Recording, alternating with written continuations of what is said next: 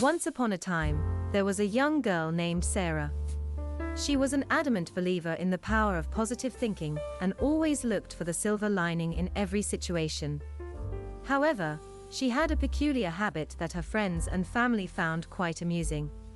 Sarah was accustomed to talking to inanimate objects, convinced that they had feelings and personalities just like people.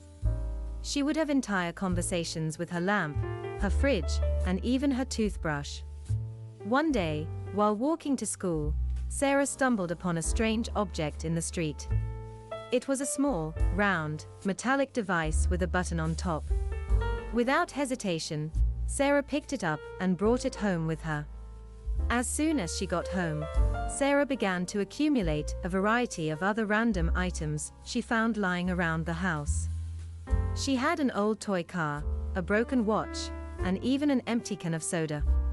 Sarah's room was now filled to the brim with these various trinkets, and she was convinced that they were all her friends.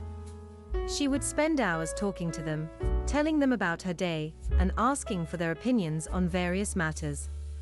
One day, Sarah's mother came into her room to check on her. She was shocked at the sight before her eyes. The room was an absolute mess, and Sarah was sitting in the middle of it, talking to an empty can of soda. "Sarah, what on earth is going on here?" her mother asked, trying to stifle a laugh.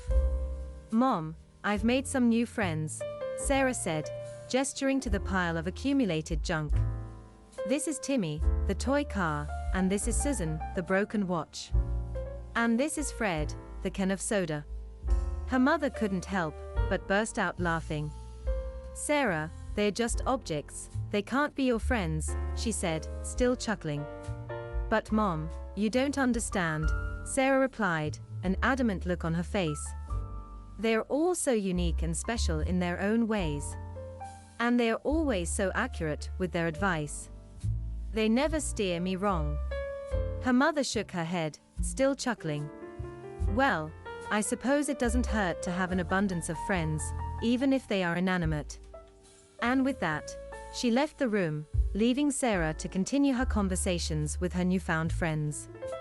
From that day on, Sarah's room remained an endless source of amusement for her family, but Sarah couldn't be happier. She had an abundance of friends, who always gave her accurate advice and made her life much more interesting.